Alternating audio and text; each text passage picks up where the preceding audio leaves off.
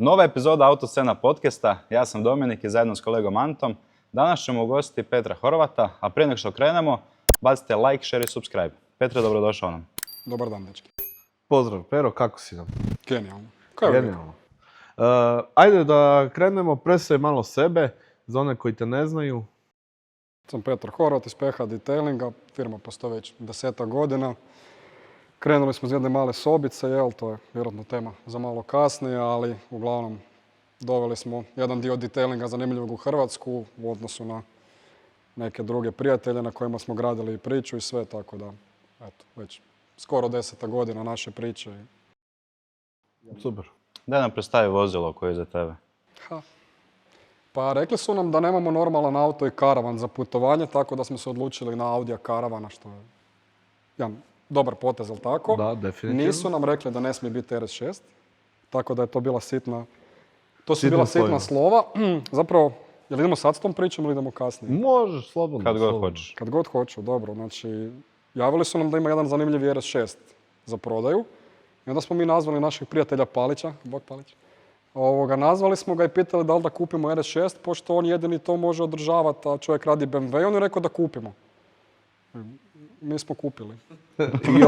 I on održava. I on to održava, Bog ne. I on to održava. Uglavnom da, RS6 je bila jedna želja već dugo vremena. Zašto ova serija? Pa bježimo od tih hibrida, bježimo. Pokušavamo se maknuti od te ere jer vidimo da je sva nekakva čudnjikava, defektna. Nadamo se da će ovo biti neka, nećemo reći ulaganja, ali ajde neka priča koja neće izgubiti na vrijednosti. Znate mene, znate da je to sve stok, znači sve je na autu tvornički, sve je stok. Koja je 2016. godina, u principu u nekom onak jako finom stanju. Šta smo radili? Lakirali smo prednji kraj kod našeg Požgaja, hvala ti puno. Cijeli prednji kraj je lakiran zbog PPF-a, tako da auto je zapravo cijeli u XPL PPF-u, zahvaljujući Karli, pok Karla. I to je neka bila priča gdje nam je bilo onak, ajmo reći, ostvarili smo si jednu onako dugu želju, dječački san, da, i onako jako zanimljiva koncepcija cijelog auta, karavan sa toliko snage. I su baš slučajno u plavoj boji. Slučajno u PH plavoj boji, da, to je slučajno. Kako je izgledao početak PH Detailinga? Pa iz jedne moje spavače sobe, iselio sam sam sebe i spavao sam na kauču i krenulo je sa par polica proizvoda. Zapravo je sve to krenulo prije puno godina, odrastao sam u lakirnici uz mog tatu, tata je lakirar cijeli život i učio sam čuda stvari. Zapravo sam odrastao u tom nekom, ajmo reći, u onim vremenima kad je to bilo malo, neću reći jednostavnije, nego nije bilo ni toliko brendova ni svega. I onda me tata učio s onim s čim su oni radili. To je bilo, nije bilo obilje materijala kao i danas. Znači imao si jednu, dvije paste i neki finish na autima se tad zapravo nije ni tražio. Međutim, kako je prolazilo vrijeme, došli smo do toga da ipak auto postao nekakav statusni simbol. Prije to isto naravno bilo tako, ali danas je to bilo malo, to jest u to vrijeme prije 10+ godina široko dostupnije. I u principu sam imao neku želju, to je bilo sve iz hobija, ali ajmo reći pokrenuti nešto što sam smatrao u tom času da ne postoji na tržištu. Jel? I krenuli smo iz moje spavače sobe, slalo se par paketa godišnje, danas je to jedna jako fina, ogromna brojka, hvala svim kupcima za svaku lipu. I ajmo reći narasli smo na neku ovu razinu s jako puno truda, odricanja, rada cijele ekipe, hvala im svima. I eto, iz jedne male spavače sobe smo došli do ovog svega, jako puno edukacija po svijetu, puno putujemo, učimo se sami sebe redovito, slušamo sve nekakve savjete koje možemo dobiti jer kad malo putuješ po svijetu onda to i drugačije izgleda. Gle, ja sam čuo da Amazon, Google, svi su krenuli iz garaže, tako da iduće godine u podcastu snimamo se u BH-u negdje vani. Dogovorimo. Gradimo aerodrom. Gradimo aerodrom. A što te motiviralo da se uputiš uopće u taj dio premium detailinga, ajmo reći? Pa u principu sjećate se onog mog E46 karavana koji je otišao sad služiti kao neko servisno vozilo za utrke. Nisam ga nikad htio prodati jer u tom auto mi je bio prvi auto u životu. Ja sam njega svaku subotu voskao. I to je bio taj neki bijeg, neki antistres i na kraju je to preraslo u jedan veliki hobi. Čovjek, radiš ono što voliš. Ako to ne radiš, a ipak dio života dobar provedeš na poslu, onda je to ipak malo neko mučenje. Nama to nije bilo tako. U tom času je to bilo meni, ali zapravo sve to bilo nama. I krenuli smo onako, ajmo reći, podizati to na jednu veliku razinu. Pošto mi se moj posao, puno sam putovao, mogao sam vidjeti kako to vani izgleda i mislio sam da u Hrvatskoj ima puno potencijala da to podignemo na tu jednu stranu razinu. to je već bilo na jednoj velikoj razini u Hrvatskoj, Kuko, Bobo, Kokolek, sva ta stara garda, Bog dečki, to je sve bilo na visokoj razini, ali nije bilo toliko rasprostranjeno. I ajmo reći, mislili smo da to možemo onako na više regija podići i danas to izgleda jako, jako lijepo. Jel? Tako da... Koje su bile najveće prepreke, izazove u nekakvim tim početcima, prvoj godini poslovanja? A to što nemam veze s ekonomijom i ništa, radili smo zapravo puno, to jest moje su bile greške, radio sam onako, kako se kaže, stihijski, pogodak, pokušaj, da smo imali tad neki savjet od nekoga. Mislim da bi malo, neću reći brže uspjeli, ali možda malo jednostavnije. Tako da recimo naš prvi brend je bio Autoglans, koji je britanski brend, kojeg smo mi zapravo zadržali možda godinu, dvije, jer se nije prodavao, jer ja tad nisam razumio ni marketing, ni ekonomiju, ni ništa. Ja sam mislio to kupiš, prodaš i super, to zapravo nije bilo tako. Naši početci, prvih par tjedana, mjeseci, niti jedan brend koji smo tad kupovali nemamo u ponudi danas, osim Sonaxa, kojima sam od srca zahvalan. Igor i ekipa, hvala vam za sve. To je jedin brend koji smo mi od tad zadržali danas u ponudi. Da se sad s ove točke vratiti tada, puno pametnije bi neke stvari radili, ali mislim da onda ne bi ni bila ova neka priča gdje smo onako uspjeli, jer smo puno toga smo krpali iza sebe. Jel? Da. Eto, da. Kako ti izgleda jedan tipičan radni dan? Od dolaska ovdje pa do odlaska? Pa prvo dođemo ovdje, dočeka me Karla. Karla nam uvijek prva dođe. Pa u principu borimo se sa nekim izazovima nazovi, ali dosta se bavim sa dijelom prodaje, bavim se sa dijelom detailinga, tako da svaki dan nam je nešto novo. Cijela ova neka turbulentna situacija u svijetu utječe na nas i zbog shippinga materijala, to jest robe, to znate i sami, stalno vam nešto kukamo oko toga, ali u principu bavimo se sa cijelim segmentom firme. Nama i prodaja utječe na detailing dio, a detailing dio utječe i na prodaju. Znate nas već dugo, vidite da se tu vrti širok dijapazon automobila i da to sve zahtijeva neku posebnu pažnju. Naravno, pošto smo zastupnici za puno brendova na koje smo jako i ponosni, to isto traži dosta svoj angažman.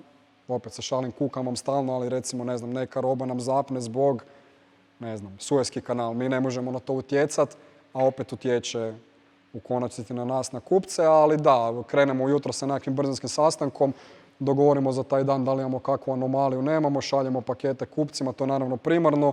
Detailing dio kreće sa svojim pripremama auto, da li je to sad da li su to pranje dio, da li je to nekakav projekt u PPF-u, keramičkim premazima, ali tu krenemo i onda doslovce kroz dan se prilagođavamo. Teško nam je imamo nit vodilju, ali imamo puno devijacija na koje se prilagođavamo. Znači, u stvari, kroz dan si i u šopu i za usluge i svugdje. Puno hodam, puno zujim, malo meda dajem često, ali prisutan sam duhom. A kako to da se odlučio na to da budeš i dostupan i, ajmo reći, baš svim klijentima, znači kogod dođu u shop možete uloviti tamo. Kako to da se nisi odvojio možda samo vamo iza na detailing, da si odvojen možda, pa, jel bi ti bilo lakše da si odvojen? Pa mislim do nedavno je bilo, zapravo smo se dosta Karla i ja posvetili tom PPF dijelu, međutim imali smo neke promjene, tako da tražilo nas se više angažmana na jednu stranu, ali iskreno najbitnije kad smo bili nitko i ništa i kad su ljudi potrošili 20 kuna kod nas, nama je to stvarno značilo i dan danas želimo pokazati. Možda nemamo vremena za kavu sa svima, što onako žao nam je, ali s druge strane stvarno pokušavamo bar iskreno reći hvala i ako ništa drugo u prolasku platiti ćevape, što se kaže. Evo, danas nam je bio jedan kupac, naš Dominik iz Slavonskog Broda, puno ga pozdravljam.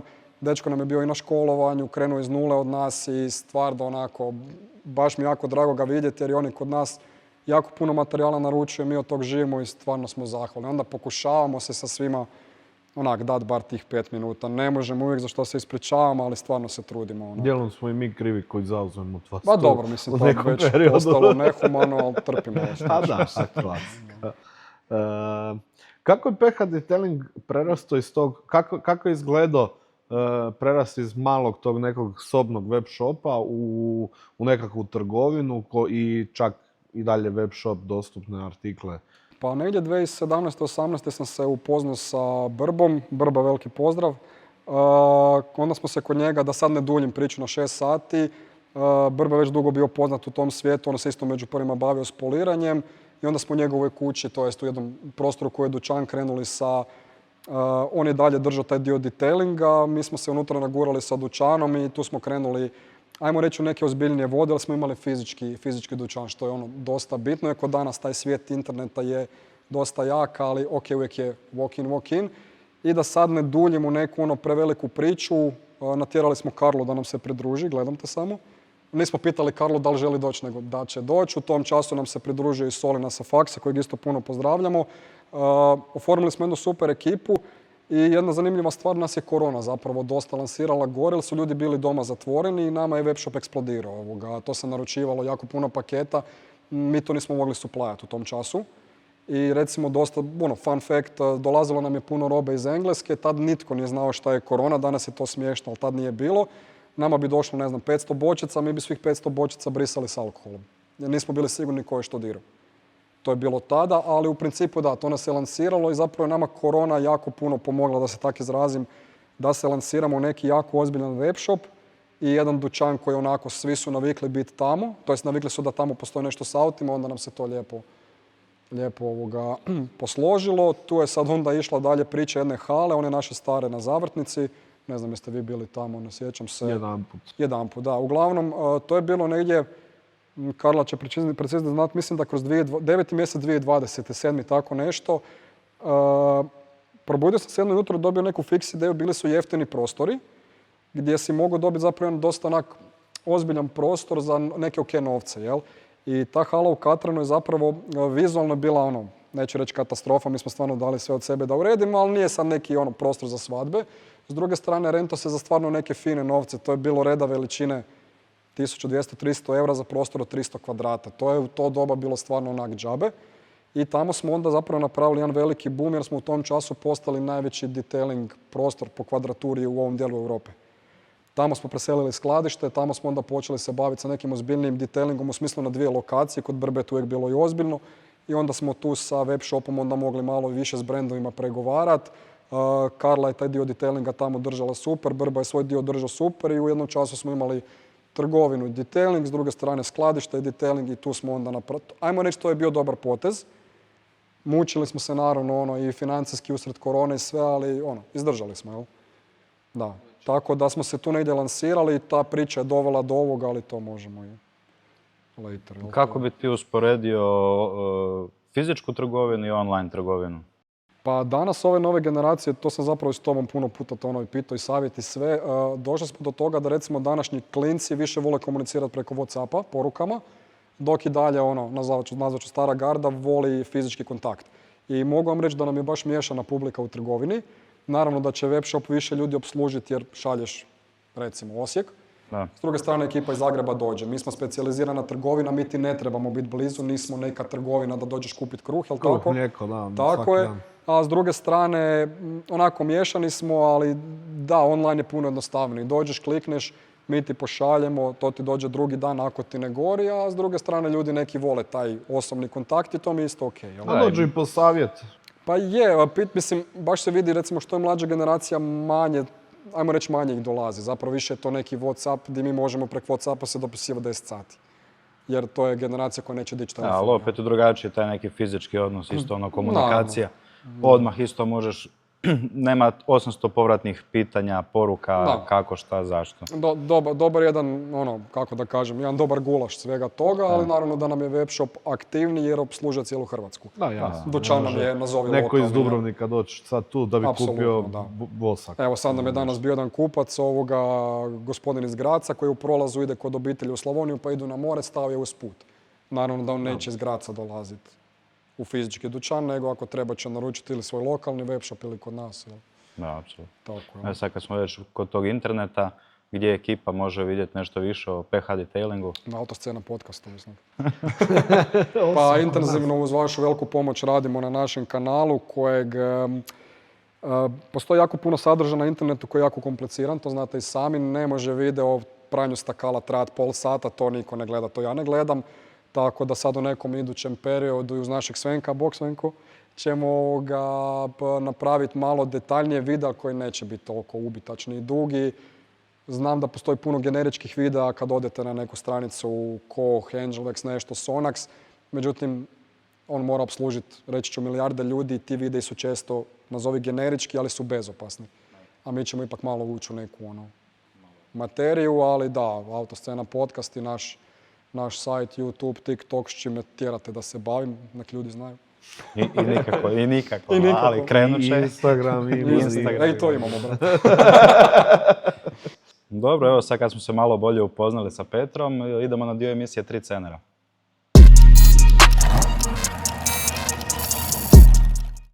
Dobrodošao u dio emisije 3 cenera. Imaš 30 sekundi za odgovoriti na pitanja, svaki točan odgovor ti donosi po 1 bod. Evo prvo odabere skupinu. Skupina je 8425. 8425. Spreman? Da. Vrijeme, sad. Koji je prvi automobil na svijetu? Benz Motowagen. Koja marka motocikla je poznata po svom modelu T-Max? Yamaha. Kako se zove sustav koji omogućuje vožnju bez upravljanja rukama? Adas. Koja marka automobila ima logo u obliku dijamanta? Ima Mitsubishi i ne znam ko još ima. Koji je najprodavaniji automobil svih vremena? Corolla. Koja je najduža cesta na svijetu?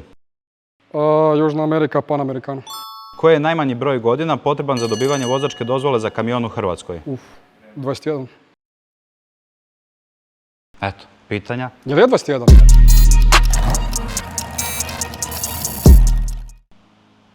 Pero, znaš kaj bi mogli? Kaj? Napraviti neki giveaway. Pa mogli bi. Da vidim što imam. Opa, vidi ga. Daj ti to, mene ne bi to išlo u giveaway. Ja, šta mi je tu? To? Pa mogli bi to. Šta je ovo, neka mašina? Flexa? Moguće. Ekipa, ko pogodi točnu težinu ovog paketa, osvaja ga, ali mora biti točno u gramu.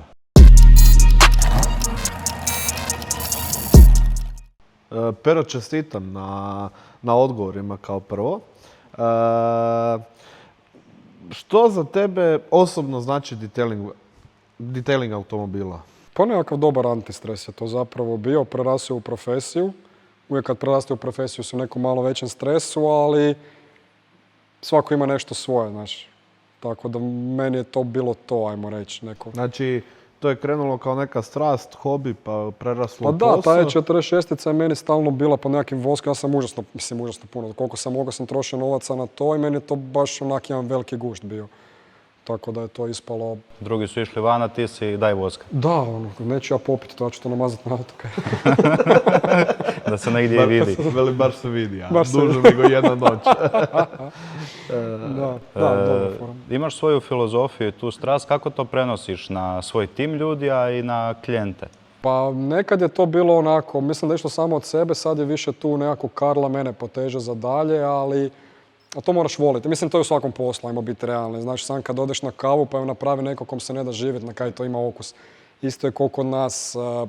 Trudiš se ono, kao uvijek kažem, ono malo filozofski, bio si klinac koji je sanjao jedan dan doći negdje i sada ti se taj dan ne da, kaj ćeš reći tom klincu. Mislim, to malo je ovak cringe, ali stvarno je tak. I mislim da je to i svugdje. Sad ćeš ti reći njemu, ne da mi se baš ovo danas, a nekad si jadan drljao neke drloge, a sad ispred tebe Bentley. Nije fair. Tako da svi imamo loše dane, da se razumijemo, i ne da nam se i sve, ali čovjek koji ti je dao projekt nije kriv što je tebi loš dan. Tako da ajmo to pustiti sa strane i ako je danas loš dan, sutra bu bolji. Imaš nekad motivacijske razgovore ujutro na početku smjene? Teško, danas nam to ne ide, više me svi žele u glavu pogoditi, ali pokušavamo djelovati onak nekak prijateljski. Letića stvar. Pa nema tu neke velike motivacije, čovjek ju mora naći u sebi. Znači, mislim, znaš one neke velike sportske događaje kad vidiš. Ja mislim da je to baš u toj sekundi pogođen razgovor i to je teško dostići nekako, sigurno bi možda trebali poraditi na tome, ali mislim da osoba koja dođe ujutro u 7:59 to mora naći u sebi. Zvuči opet malo cringe, ali opet kažem, odi na lošu kavu. Da. Koja je možda jučer bila aparat, odlična. ista je kava, sve da, isto. to je, mislim da je to neka life filozofija, tak da. A dobro, možeš imati jedan loš dan u tjednu, ali ne jedan dobar dan u tjednu. Pa da, mislim da je to sve u glavi. Znaš, tipa ne da mi se otići ugasiti svjetlo. Ali stvarno ti se ne da. Nije da ne možeš, nego ti se ne da i to je više. Dobro, i danas je sve više prisutna i ta ljenost i...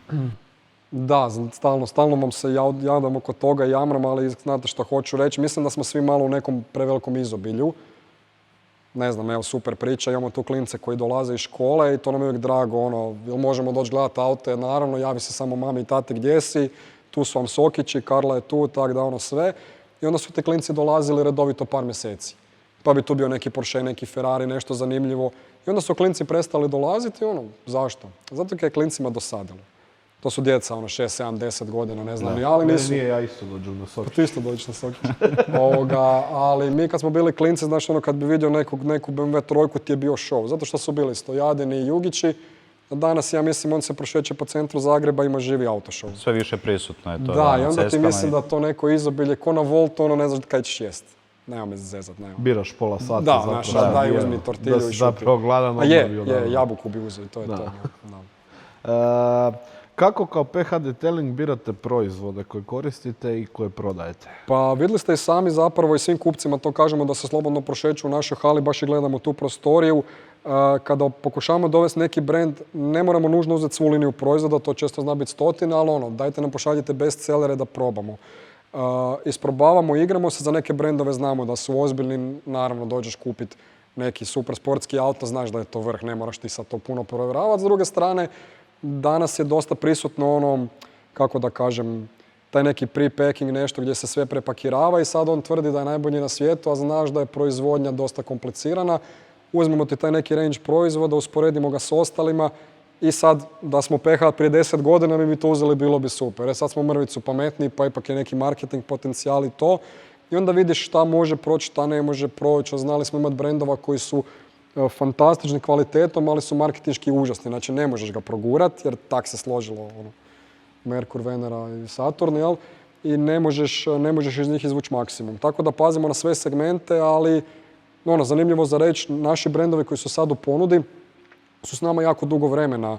FX Protect, na kojeg smo jako ponosni, je s nama, mislim da je od 2018, ako ne od 2017, moram točno provjeriti.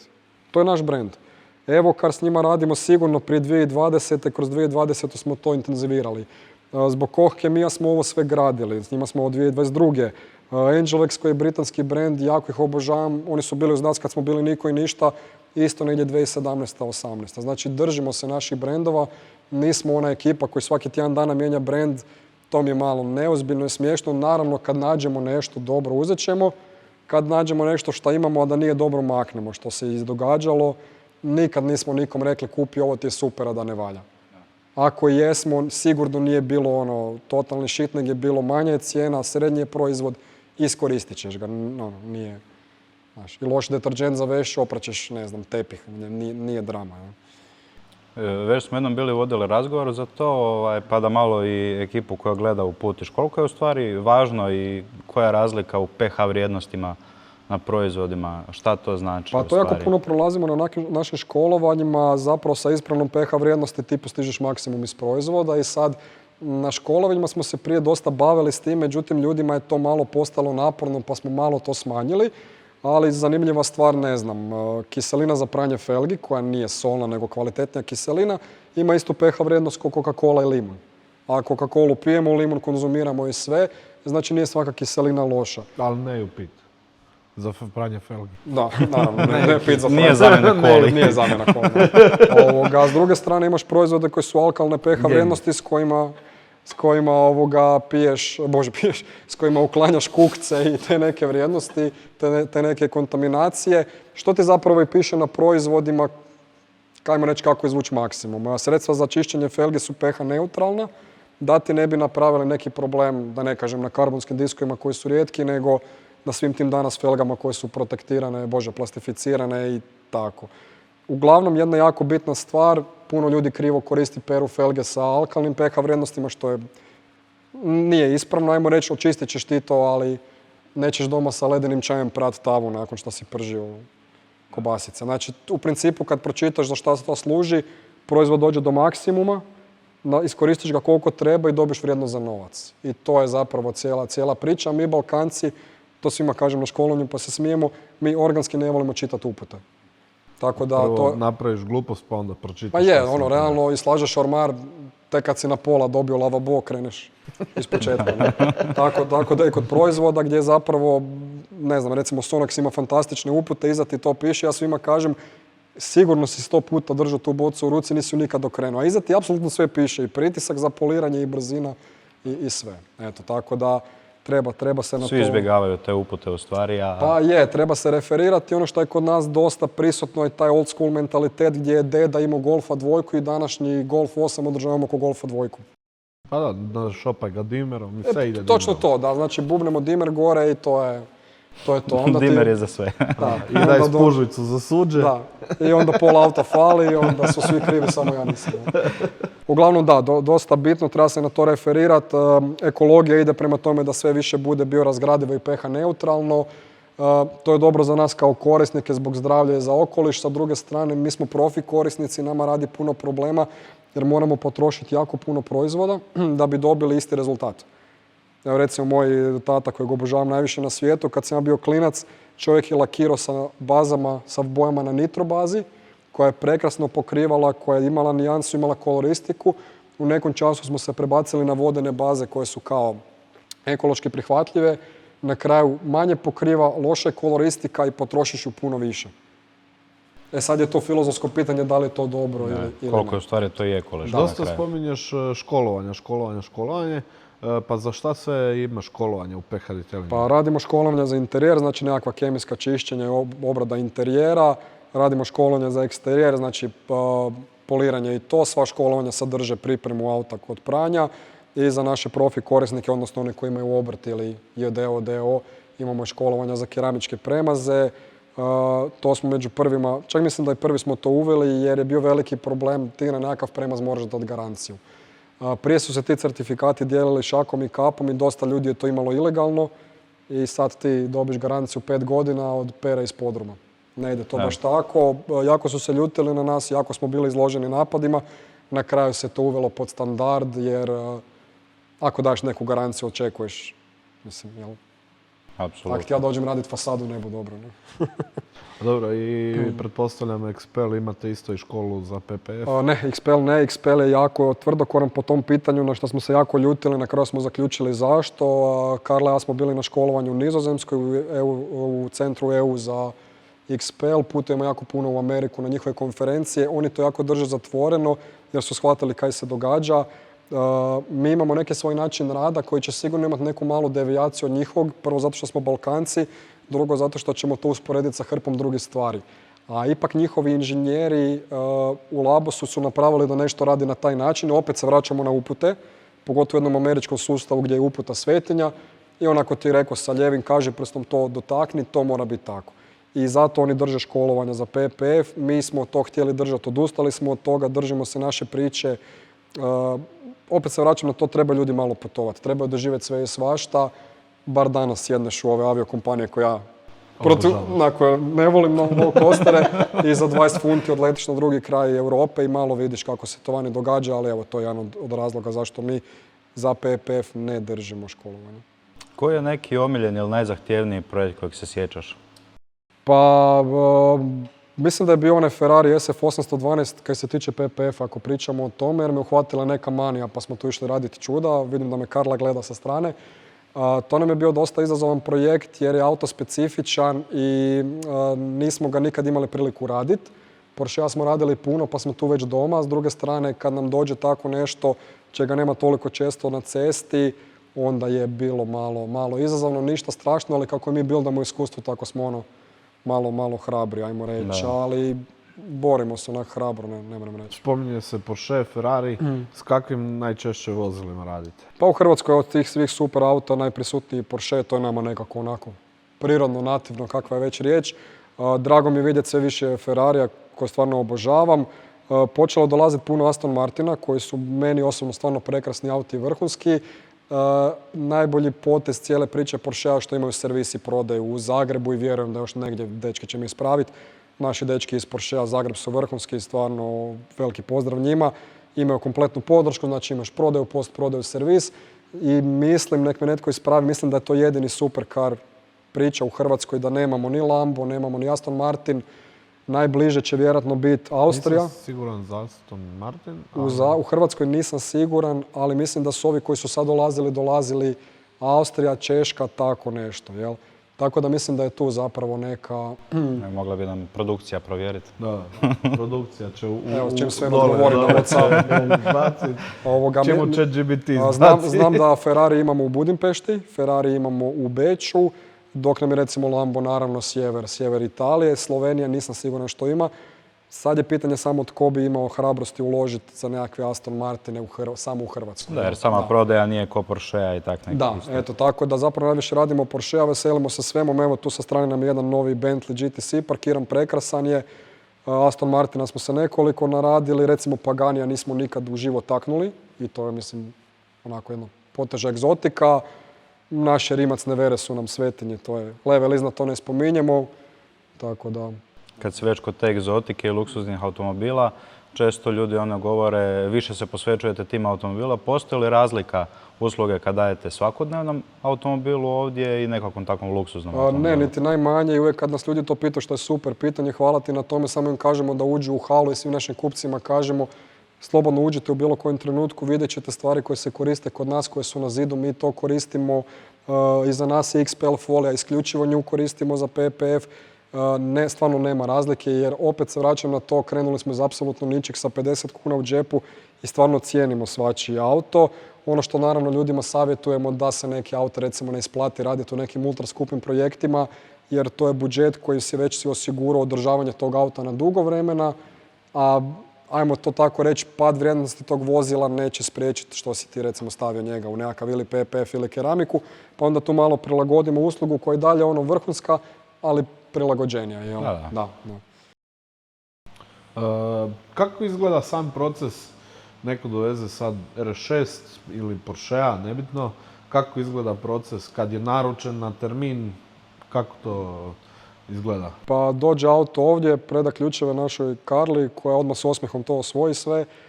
U principu kada auto dođe kod nas već smo mi sve to dogovorili šta se radi, pripremili smo naravno i materijali sve. Evo recimo keramička zaštita ili PPF u svakom slučaju do trenutka nanošenja ili PPF ili keramičke zaštite auto prolazi isti tretman. Svaki auto detaljno peremo, naravno pazimo na kontaminaciju, pogotovo kod PPF-a što god se zavuče pod foliju će se vidjeti. A svaki auto se polira. Čak i najnoviji auti, recimo ovaj Bentley GTC će se polirao, novi, ali barem finish pastom, to moramo proći da bi skinuli možda koje kakve neke tragove. Samo da smirimo publiku koja trenutno u komentarima piše, evo režija javlja da je u Beču najbliži Aston Martin centar. Eto, to smo, ja znam i adresu ovoga, šalim se. Da, bio sam tamo, prekrasan jedan servis, međutim neka nam naš Svenko potvrdi, mislim da je to multiservis koji sadrži i Aston Martina i Bentley, da je to jedini zapravo način za ovaj dio Europe. Teško da će neko doći otvoriti samo McLaren servis, recimo. Da. Ali da, nije daleko. Nije daleko, nije u Zagrebu, ali nije ni kraj svijeta. Iz tvoje perspektive, koja je razlika između amaterskog, znači svakodnevnog od ljudi i vašeg premium usluga detailinga? Pa mislim da se mi malo tu posvetimo, neću reći detaljnije zato što ljudi, amateri će sigurno potrošiti puno više vremena, međutim mi to radimo na neki, ajde reći ću više iskoristimo proizvodu. Znači ti imaš neki vosak koji opet se vraćamo na upute, dosadan sam, kaže namaži me, obriši me za 6 minuta, bez veze sad govorim. Amater će to možda obrisati za 20 minuta i u tom času taj vosak neće moći izvući maksimum. Znači mi to radimo na nekom profi nivou koji će onak povući, kako da kažem, kompletan benefit cijelog proizvoda i brži smo zbog iskustva. Da. Ali ne mogu reći, ima puno naših hobi majstora, kupaca koji stvarno rade aute onak vrhunski. Opet većina njih je za antistres. Koje bi izdvojio možda nekih od 3 do 5 najčešćih pogrešaka što rade amateri, to jest svi mi koji volimo auto, ali nismo školovani za detailing ili nešto tako? Pa evo u dućanu se recimo susrećemo sad po ljetu sa vrućim površinama, ono što smo bili pričali iz malo prije. Na svakom proizvodu ti piše da se nanosi na hladnu površinu, zato što je testirano u laboratorijskim uvjetima koji u 90% slučajeva su 21 stupanj Celziju, ne zraka nego površine. I oni ne računaju da ćeš ti to staviti na vruću površinu. Znate i sami da crni auto po ljetu sigurno možeš ispeći dobar omlet na njemu. I onda ljudi najčešće dođu, uzmu neki insect remover, bug remover, našpricaju to na auto, ostanu tragovi, onda se ljuti na sve, a zapravo prva uputa ti piše pripazi na to. To je ono što treba paziti. Ista stvar je po zimi, proizvod se ne smije smrznuti. Nama je velika većina proizvoda frost sensitive, i to nam pišu kad nam šalju proizvode, pazite. Znači nije baš u kamionu kad ti ostane preko noći, nije to onako, nije neka sreća. To je jedna glavna pogreška. Druga pogreška je što mi, opet se smiješno, nije to vređanje, to je zaključak, mi Balkanci volimo koristiti sve tamo gdje se ne koristi. Vraćamo se na taj dimer kojim smo se smijali. Danas su materijali jako reciklirani, to znate sami, to vam stalno popujemo oko toga. Pričali smo o Octavii iz 2002. Octavia iz 2002. je imala sve nove, ništa nije bilo reciklirano. Današnji auto ima sve reciklirano, jako je osjetljivo i nema više, nema otpornosti materijala, ali nije potrebna. Ti danas kupiš auto na leasing, imaš ga par godina i on ide dalje. I treća stvar je, ako uputa kaže vremenski da se nešto traje toliko ili da se nanosi u toj količini, ti izlaziš iz tih gabarita, krivo koristiš proizvod. Znači, ako si ti nanio nečega previše ili premalo, imaš krivi rezultat, svi će reći ja sam kriv, međutim mi genetski ne smijemo priznati da smo krivi, mi ćemo reći da je kriv proizvod. Opet se vraćam na to, samo poslušati upute, jer upute je radio neki doktor kemije, neki magistar kemije koji je to sigurno ispitao na taj neki način, a ostalo je sve dosta user friendly. Danas je teško napraviti u nekom shopping centru, recimo da kupiš ove amaterske proizvode, ne pada mi sad na pamet nijedan proizvod s kojim ti možeš stvarno napraviti rupu u auto. To je danas. Naći ćemo sigurno, ali kad bi gledali onu prvu policu za car wash, ne bi rekao da postoji nešto. No, s obzirom da smo već Sonax spomenuli Beast. Pa nije, Beast je pH neutralan i Beast je fantastičan proizvod koji ima svoj miris koji svi, to odmah da ljudi znaju, ti svi proizvodi imaju neki miris, ali ima svoju neku, pošto je pH neutralan, ima neku svoju granicu do što on može očistiti. On naravno ne može očistiti felgu koja nije prana 15 godina, to ljudima isto mora biti jasno. S tim se susrećemo. Nije to sve moguće. Da, susrećemo se svaki dan, ljudi ne operu auto po 5 godina, onda kažu šampon vam ne valja. Da, upoznali smo jednog tako. Da, sve ne gledamo to. Nećemo reći da je produkcija tu. Rekao si da stalno idete na edukacije, putujete van po raznim eventima i festivalima. Kako vidite razvoj te industrije u budućnosti idućih par godina? Pa to mi je jedno fantastično pitanje. Zapravo vi ćete se sigurno složiti sa mnom u nekom segmentu da se zapravo to sve podijelilo na pola. Imamo ljude koji se kupuju aute iz gušta i zato što su ih sanjali cijeli život i to ti je ono tvoja beba, da tako kažem. Nisi ga nužno kupio da bi ga odmah prodao. Taj auto ćeš čuvat, pazit, voskat i sve. S druge strane imaš aute koji su kupljeni na leasing na 2, 3, 5 godina i danas je auto postao burek, pojedeš i baciš, misliš, kako se kaže. Ko informatička oprema. Baš smo ga bravo. I u prošlom podcastu smo ga usporedili s informatičkom opremom. Mobitel danas kad se pokvari, baciš ga, uzmeš drugi i to je to. Da, tako da, ali mogu ti reći, evo pozitivno iskustvo sad sa Goodwooda, auti, specifični, specijalni auti su postali ulaganja i ova danas ta elektroera i sve kvaliteta auta je baš rapidno popadala. Mislim, dolazite stalno k nama, družimo se, vidite po opipu materijala da to nije to. Tako da, jedan dio mene je uvjeren da će ti auti, nazovi stariji, jer evo ono još malo ima 10 godina, ne bi nikad čovjek rekao, će ne nužno vrijediti više, nego će zadržati vrijednost jer su prvi materijali, sve je super. Ovo novo će biti konfekcija. Traperice uzmem, iznosim, bacim. A nekad je to baka i mama su krpali. Dobro, to je u svijetu automobilizma, to je svijet automobila, a kako vidiš u svijetu detailinga i samih proizvoda, novih, možda nekih noviteta? Pa nas malo trenutačno muči ekologija, sve nas to muči. Recimo naš brand 3D koji je iz Kalifornije, gdje smo bili u veljači. Kalifornija ima jedan od najstrožih ekoloških zakona na svijetu. I to su nam baš pričali, to je onako baš doslovce da izliješ nešto, neću reći moraš popiti, ali ne smije travčicu uništiti. Sad opet se vraćamo na onu priču od prije nešto minuta da taj proizvod radi dobro, međutim ne može više dati onu punu efikasnosti i jako puno proizvoda se izbacuje iz ponude. Mi ćemo moći sigurno zadržati vrh usluge, ali će nam za to trebati puno više vremena i morat ćemo paziti na kompatibilnost materijala. Sad zvuči neko će reći glupiraju se, peru aute. Ja to apsolutno razumijem, podržavam. Međutim, auto od 5.000 eura od bake nije isto kao Aston Martin od 500.000 eura. Jer kad auto od bake padne vrijednost 10%, it's ok. Aston Martinu 10% je skoro jedan dobar stan. It's ok. It's ok, da. Tako da tu treba napraviti jednu razliku. I proizvodi su sve više user friendly, što nije nužno dobro, da sad krivo ne zvučim. Ako nešto želiš koristiti u profi svemiru, znači da si prošao neku obuku.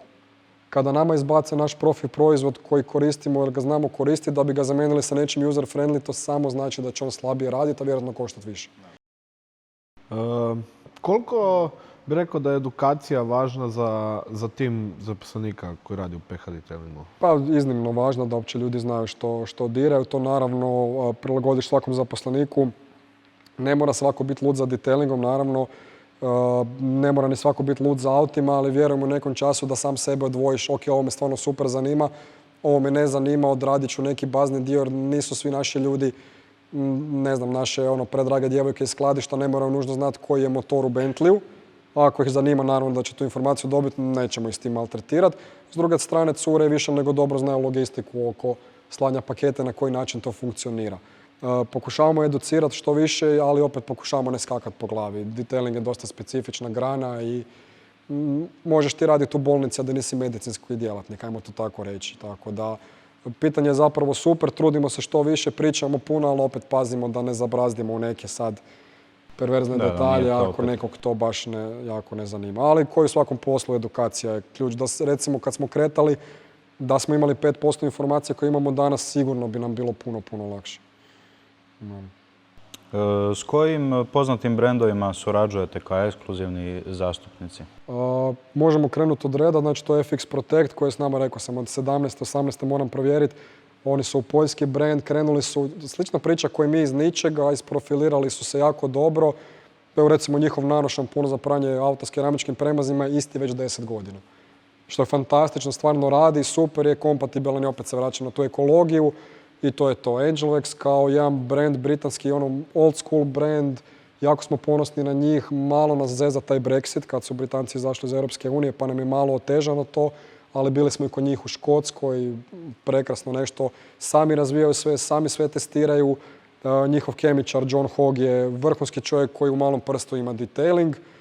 Funny thing je što on nije kao nekakav vrhunski detailer, ali sve razumije u gram. Da, bitno je razumjeti tu pozadinu. Da, ovoga je jedan fantastičan lik, cijela ekipa iz Angelwexa je odlična. Onda smo kasnije išli sa ekipom iz Evokara s kojima smo kućni prijatelji, koji su onako malo šašavi koji svi mi.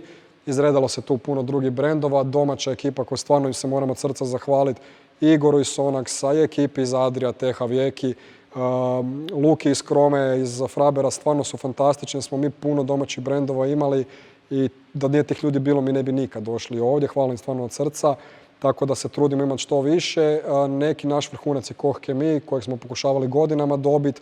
Bili smo kod njih na školovanju, od 2022. smo ekskluzivni zastupnik, tu je par proizvoda njihovih i mislim da po zidu su većinom njihove stvari i oni su nam onako neka ponos i perjanica, a XPL nam je tu za naše PP folije, oni su nam ekskluziva. Jel bi rekao od nekih tih partnera koji si nabrojao da bi ti to možda moglo biti nagrada i priznanje da si uspio skupa sa svojim djelatnicima doći do toga da budete zastupnici? Pa apsolutno, svaki dio tima je zašto za svaki gram. Znaš da mi za PH nikad ne govorimo o Jagu, uvijek smo govorili mi, to je stvarno timski rad. Zapravo za svaki brand smo ponosni jer ono što ljudi moraju shvatiti, mi smo mala zemlja.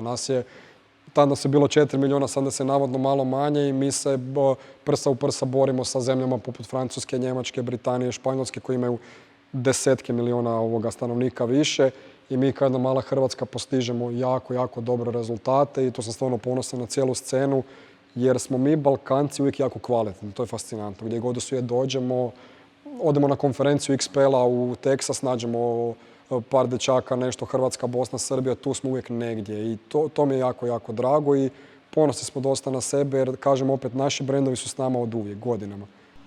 Dobro, i oni su prepoznali to, rekao sam u XPL-u, dobili ste priznanje od njih. Jesmo, odmah prve godine smo dobili priznanje za New Best Customer of South Europe, to smo odletili u Houston, dobili smo tamo nagradu na pozornici, to nam je bilo baš bio nam jako intenzivan period, bili smo jako pod stresom, ali Karla je to izvukla svjetski, ja sam se pravio da postojim tu, nosio ćevape i dobili smo nagradu usred Amerike, među tisućama ljudi, to je stvarno bilo za jednu malu Hrvatsku onako. Bi možda izdvojio kao neko najvažnije priznanje? Pa mislim da, to nam je baš bila kruna rada nakon i tog ogromnog stresa i svega i baš definitivno. I to nas motivira za još jače, stvarno da.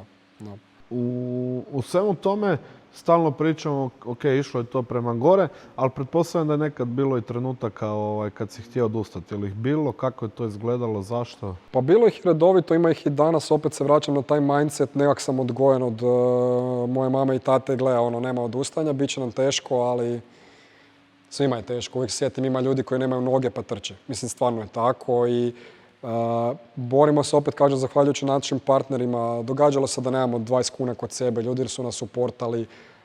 Igor iz Sonaxa, kojeg sam zahvalan sam do kraja života. Ja sam pred čovjeka došao s 200 kuna i rekao ja bi krenuo u webshop i on je rekao šta god treba, mi smo uz tebe i ja to neću nikad zaboraviti. To su naši dečki i između ostalog i zbog njih nećemo odustati, ne smijemo. I uvijek će tu biti turbulentno i sve, ali trudimo se da to popeglamo.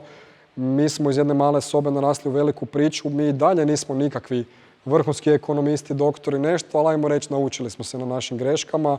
Tako da svakom dođe da odustane, ali mi smo Hrvati, nema tu odustajanja. To je glavom kroz zid treba i ćevapi i idemo, da, ne. Znači, postoji tu negdje iza u glavi, ali ne.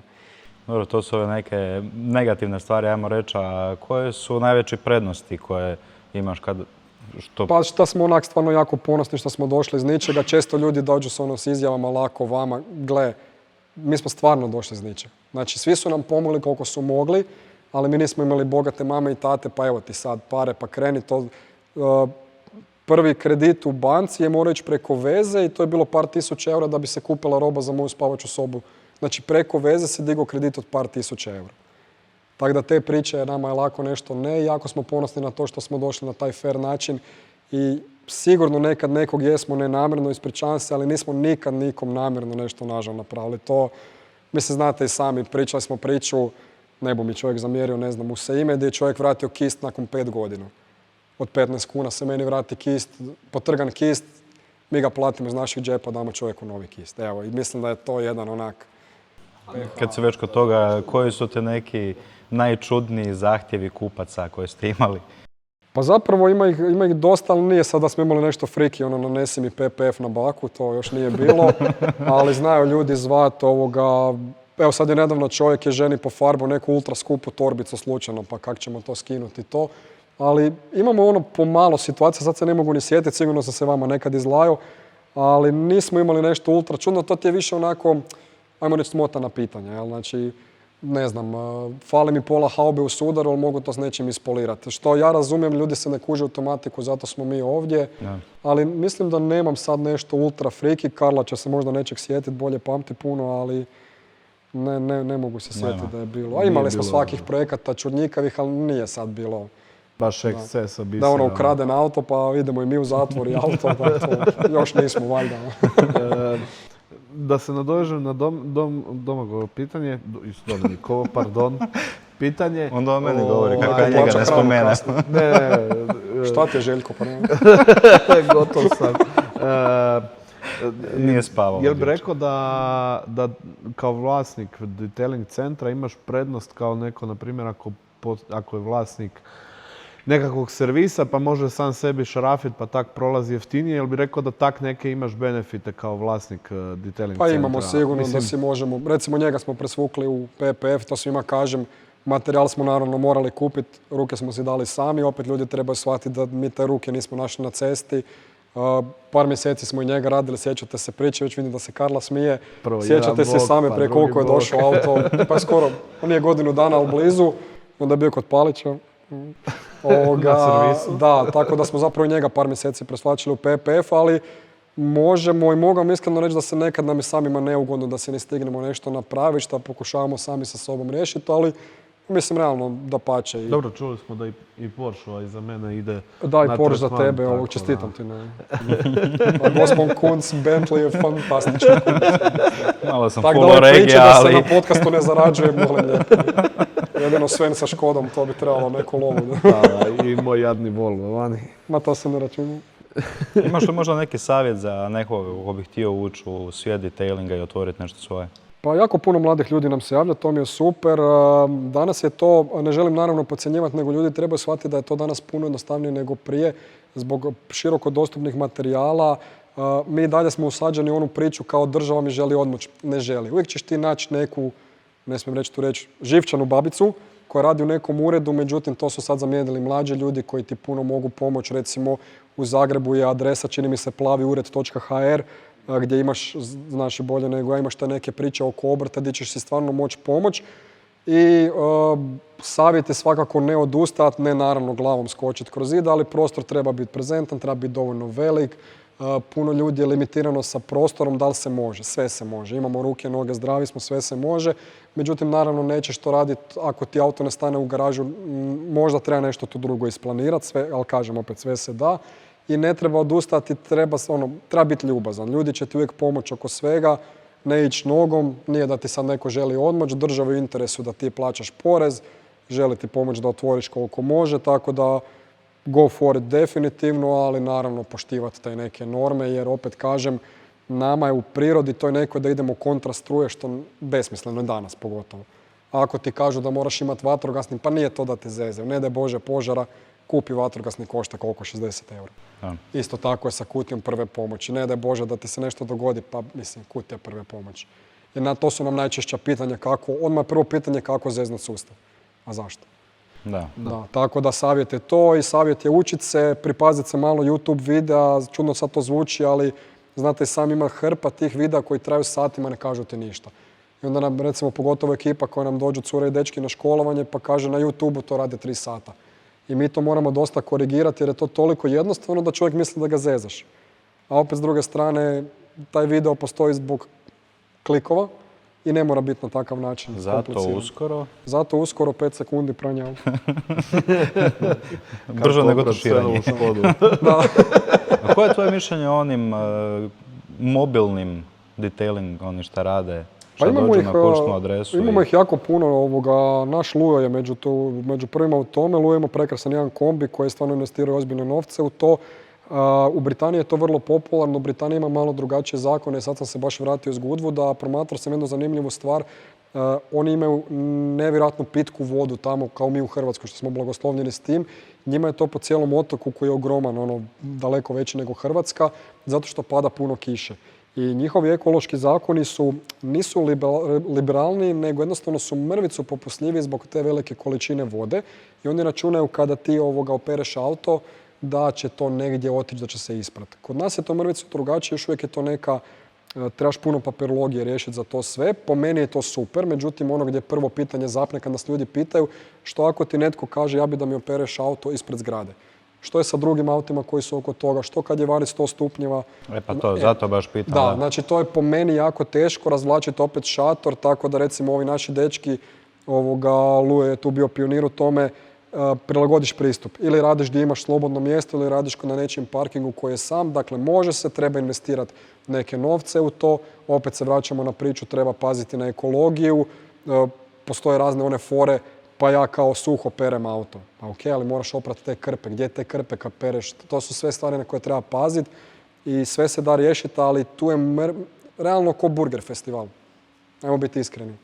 Svi znamo da je to sve super, ali sigurno ima neka doza papirologije koja je možda još u Hrvatskoj, ajmo reći, neistražena. Ja. Ali to je neka budućnost, da ljudi imaju sve manje vremena i onako, why not? Ali to mora izgledati prezentno, ne možemo to voziti u bakinom kombiju sa pajcekima, to ne. Da bude neki premium level. Da. Postoji li neko pogrešno uvjerenje o detailingu osim Dimmer PRSV koje bi volio jednom za uvijek riješiti, neki, postoji li aktualna tema na društvenim mrežama koja se vrti, da ekipa stvarno nije tak, nego je ovak. Pa je, recimo, da su to neke prevare, ja razumijem zašto, recimo, šampon u nekom trgovačkom centru košta 5 eura, kod nas košta 15. I sad su svi naravno uvjereni da mi tu zarađujemo milijone. Nije to. To je doslovce koji hrane. Imaš jeftine hrane, imaš skuplje hrane. Naravno da nije uvijek što je skuplje bolje. Međutim, sastavi koji su ti naravno legalno i za sve navedeno možeš vidjeti, se vidi da je nešto bolje. Opet se vraćam, sve tenisice, čarape, namještaj, sve što je skuplje, naravno proučiš, ali je sigurno iz nekog razloga i bolje. Isto i u ovoj priči, pa kad kažeš Dimmer PRSV, realno kad imaš neki kombi koji voziš u njemu šutu, Dimmer, it's ok. S druge strane, svoj auto ne želiš tim prati jer će za pola godine izgledati užas i neko kaže ovaj šampon košta 10 eura više. Pa da li ti s tim šamponom opereš 30-40 auta?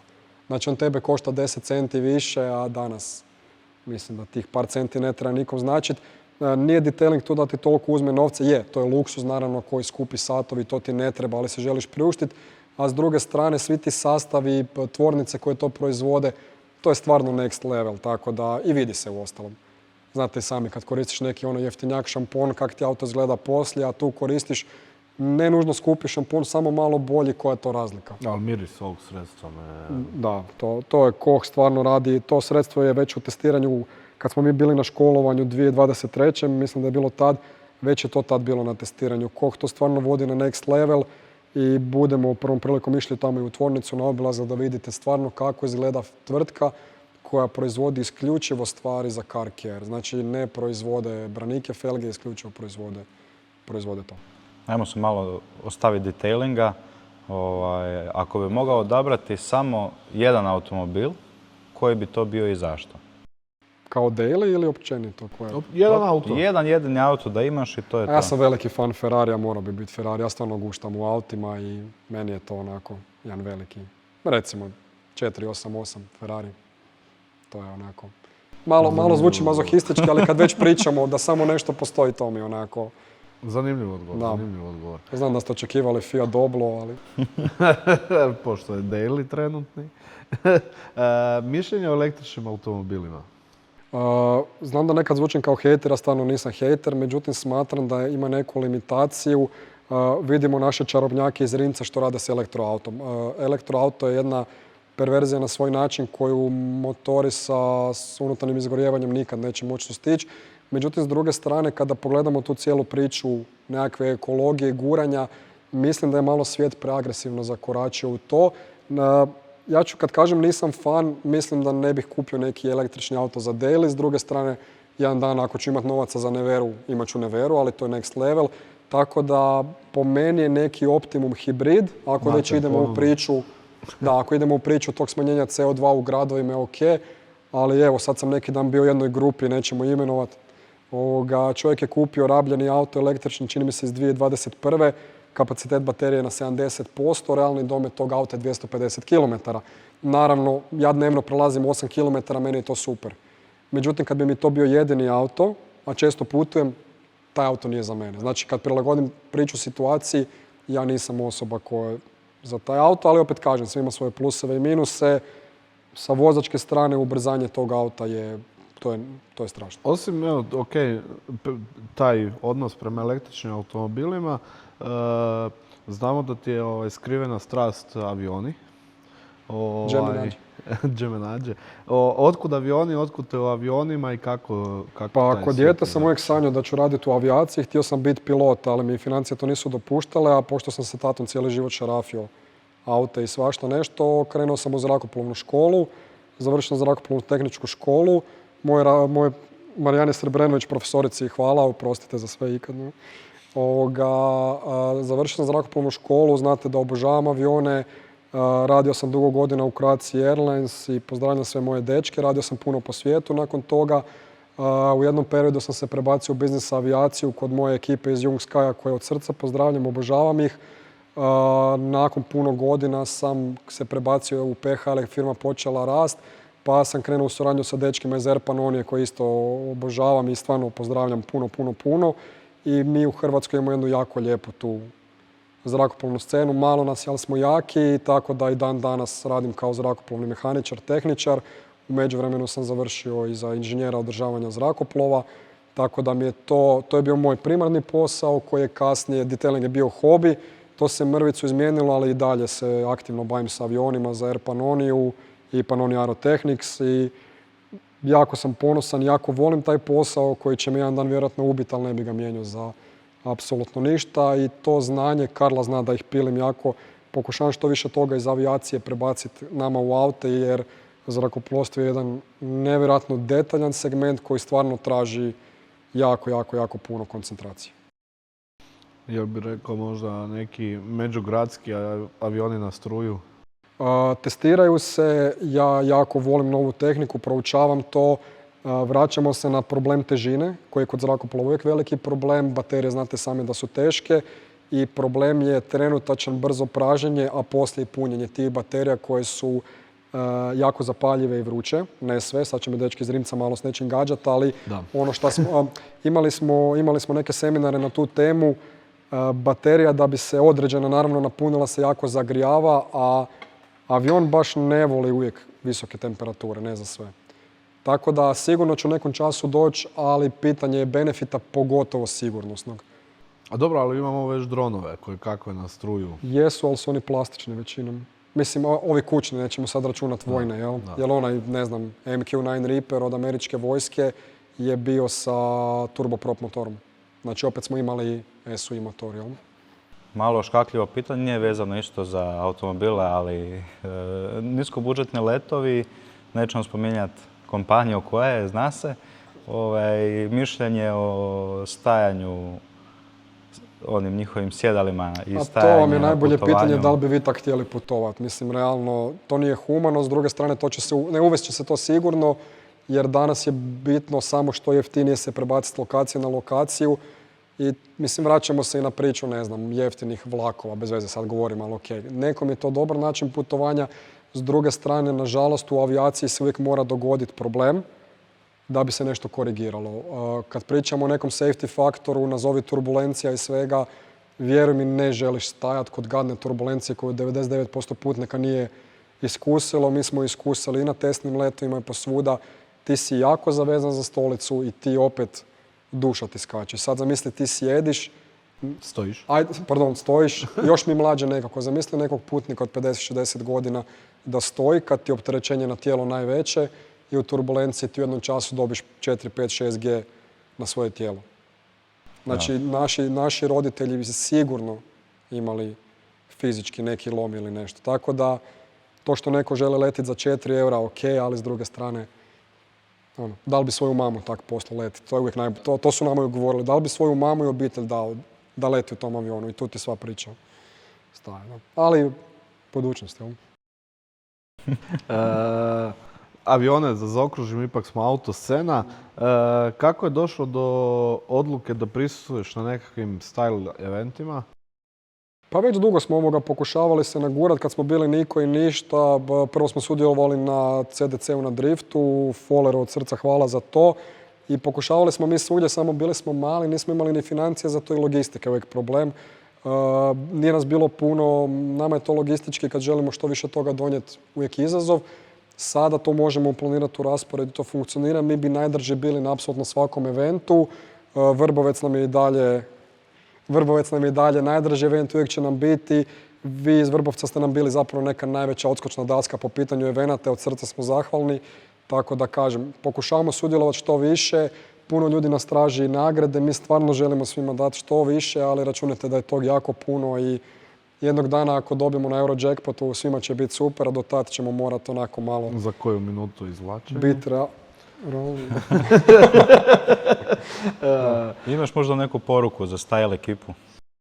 Pa nemam, u principu mogu samo reći, ako ne znam koliko je to kom bitno, da ne zvučim ko baba, najčešće ulaganje ogromnog novca u neki style i auti često izgledaju prljavo, ružno, nisu neke, onda se ljudi uvrijede, to je moje subjektivno mišljenje, ali ako se već skucao par tisuća eura u neke spoilere, zakaj to izgleda ko... A jel bi im ti možda pokazao na svom Mitsubishiju kako se to radi jednog dana? Pa ne, Mitsu će biti stok. A Mitsu je u pagodi. Dečki iz pagode. Možda kad izađe podcast možda i bude gotovo. Mitsika ne bude gotovo sigurno do 4. mjeseca. Mitsiku smo dali, to je moj dream car. Žao mi što nije ovdje. Znate sami da ja te auto obožavam. Ko klinac sam ga gledao, dok sam išao u srednju školu, sam gledao Clarksona i Top Gear. I to je meni bio dream car. Ja volim rally, volim te zavoje, volim to i godinama smo ga tražili. Sad se Karla smije, već ju vidim. Došao nam je taj Evolution 10 koji je danas kod nas, došao nam je pred halu, ja sam rekao ti ne ideš dalje. Google koliko košta prodat bubreg, to je kako se može prodat bubreg i to. Ali ostao je s nama i po meni dan danas stvarno, meni osobno za moj stil vožnje najperfektniji auto koji svaki Japanac problemi sa hrđom podvozja. Tako da je prije nekih 2-3 mjeseca čini mi se otišao kod dečki iz Pagode koji su radili već puno projekata. Auto je raskopan do šarafa odozdola i to moramo sanirati jer on sigurno neće ići nikad nigdje. Jel? Ali da, Mitsika jednog dana će. A budemo kupili drugog Evolutiona pa ćemo njega. Ovog ne, ovaj mora biti stok. Iako me moj prijatelj Dukić, Gledam te, rekao da auto izgleda s jednim felgama ko tramvaj, tak da. Ali to... Ali i dalje stok. Je, stok je. Svi naši auti su stok, volim. A imam tu neku filozofiju životnu koja je često smiješna, ali to je moja filozofija da ljudi koji su to razvijali su sigurno pametniji od nas lokalnih stajlera. Ne hejtam stajl, respektiram stvarno svaki gram, ali moja filozofija je ako je neki Japanac sa 42 tehnička faksa rekao to mora biti tak, to mora biti tak. Naravno da neka poboljšanja stvarno jesu poboljšanja. Ja sam malo zapeo u tome, meni je to žao mijenjati jer mi je to nekakva onako izvorna pričica, ajmo tak reći, to mi je onda, zato je to meni tako u mozgu malo F-up, jel? Kako uparkirati auto u prizemlje PH trgovine? Vrlo jednostavno, imamo neke dvije gumene rampice, to je trebalo zapravo biti ako govorimo o fizičkom ulasku, kasnije ćemo koliko novaca treba dati za to. Da, ta razina trebala nam biti zapravo ta ograda, ta staklo trebalo biti sa podom, međutim zbog konstrukcije su majstori ipak preporučili zbog kiša i svega da bude malo dignuto, tako da što se fizičkog ulaza tiče ide na rampice, što se tiče ovako mi stvarno sve pozivamo kogod želi izložiti svoj auto da može, da pače. Trenutačno mi je od našeg Loknera Yaris, prije toga je bio Kadet, sad nam dolazi, ja nećemo reći kaj nam dolazi. Kogod želi ima neki malo posebni auto, može doći stok auto, kogod stvarno želi. Evo doslovce ima neki dragi auto, da je neki bazični model, 1-2 atmosferac, ako mu je to drago srcu, nek se javi, meni će stvarno biti čast to staviti. Eto, tako da 200 eura kuncu i riješili smo sve. Javite se na Instagramu. A kuncu lovi, ja sam danas u lovi. Ne, ja sam Domagoj, ako nisi znao danas. Domagoj Željko. Koliko je počeo zarađivati Domagoj, se može znati. Imaš 100 eura do prvog, ako ne možeš letiti. Pitanje koje svima postavimo, ako bi mogao uvesti ili promijeniti jedan zakon u prometu, koji bi to bio? Pa definitivno bi se probao riješiti tih mobitela. Znam da to zakonodavac ne može kontrolirati, ali imam kćerkicu od 6-7 godina, 7 sad još malo, i mogu vam reći da me ništa u životu nije za nju strah osim prometa, jer i sam to znam raditi, ali stvarno jako pazim na to. Ne znam kako bi to zakonodavac regulirao, ali da li je drastična kazna neki veliki razumijete bolje tematiku nego ja, da li je to rješenje ne znam, ali nešto će se po tom pitanju morati napraviti. Auti su sve teži, sve brži, sve ih se teže kontrolira i nek se uvrijedi tko hoće. Danas stvarno ljudi dobiju vozačku na lijepe oči, više manje. Ti sjedneš u neki električni auto koji za 2 sekunde brza do 100 u stroju od 2 tone. Ali taj električni auto ima Bluetooth povezivanje mobitela. Ima ekran na kojem ti ne možeš klimu namjestiti, znaš i sam, to je zapravo Tako da evo iskreno, prometa me danas najviše strah, nisam siguran kud to vodi, vidite i sami u novinama recimo električni romobili zadnjih dana, to je smrt na kotačima. A dobro, zato jer su pokrenuli onu akciju, bili u Osijeku i... Apsolutno, ja se s tim slažem. Pričao sam vam možda u Parizu kad sam bio prije puno godina, se neki dečko zabio ženi u leđa, žena je poginula na mjestu i tad su limitirali sve romobile, nemojte me držati za riječ, 15-20 na sat, do tad su bili koliko možeš, a to može. Kod nas su kao isto svi zakonski na 25, ali uvijek tu postoji neko čepiranje, kako je u autima, tako i na romobilu. Dok ga lokalni čiper ne uzme pod svoje ruke. Da, to mi je nekako, to im možda brzine prilagoditi, mislim da se to neće nikad dogoditi na autocestama, onih 130 je malo smiješno. Iako smo se mi ove godine vozili koliko 1000 kilometara na možda 100 u Americi, ali to isto tamo neumoljivo.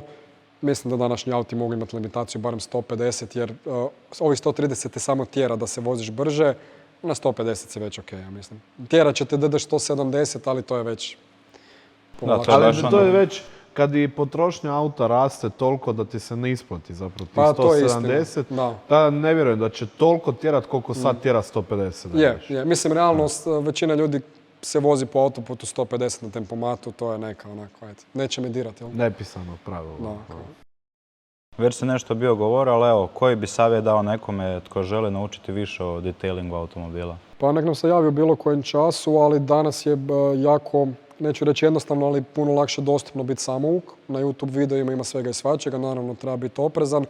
Mislim, realno danas možeš završiti fakultet online sa dobrim dokumentima, puno učiti, puno probavati. Znači, probavati s pameti, nemoj sad glavom udarati u haubu jer to ne bomo niš dobili, ali Ti danas za doslovce par desetaka eura, da ne kažem 100-200 eura si možeš kupiti jako dobru opremu, probat i pošto su ono što smo rekli proizvodi user friendly, ne možeš ti napraviti neki veliki problem. U najgorem slučaju će ti se nešto, ostaće ti fleka, doći ćeš ovdje, donijet ćeš curama čokoladu, ispolirat ćemo ti to i decid. Ali malo sjesti, malo učiti, malo manje ono TikToka, ja govorim, a svi to gledamo, i posvetiti se par minuta dnevno i mislim da stvarno možeš naučiti. Čekaj, koliko čokolada je jedan auto poliranje? Pa jedno 15.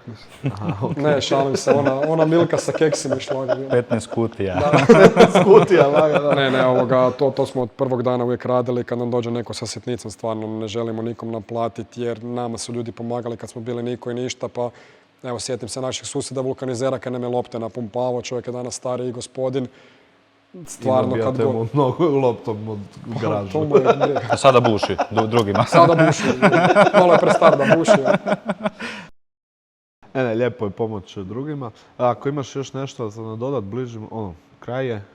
Pa ne, hvala vam od srca što ste me ugostili, hvala vam što ste uz nas. Jako mi je drago biti dio vašeg podcasta koji onak, baš mi je jako forica, koji se vrti na našem televizoru, a Sven me tjera da to radim. Šalim se, super ste priča, hvala vam na svemu i savjet našim mlađim kolegama, općenito bilo čemu u životu nema odustanja. Dok smo stvarno zdravi, ne da mi se popet. Ne da ti se, ali možeš. Pusti to, ne da mi se, popne se na te štengice i idemo dalje. Jel? Inače se gostu zahvalimo što je došao i sudjelovao u podcastu, ali tebi se trebamo zahvaliti što si nas primio. Pa ja nisam još dobio od ovog ništa. Naš partner Game Boost Energy je osigurao i tebi kao i svima ostalima jedan poklončić mali, a od PH Detailinga slobodno se posluži. Pa valjda će mi neko dati nešto, ja ne znam. Ukrašću nešto. I to ti to. Ljudi, hvala vam od srca, hvala svima i eto, druškamo se puno opet. Petre, hvala ti još jednom. Vidimo se u sljedećem podcastu Autoscene za 2 tjedna sa novim gostom iz automoto svijeta, a vi da ne budete Autoscena, preuzmite aplikaciju Autoscena. I like, share, subscribe.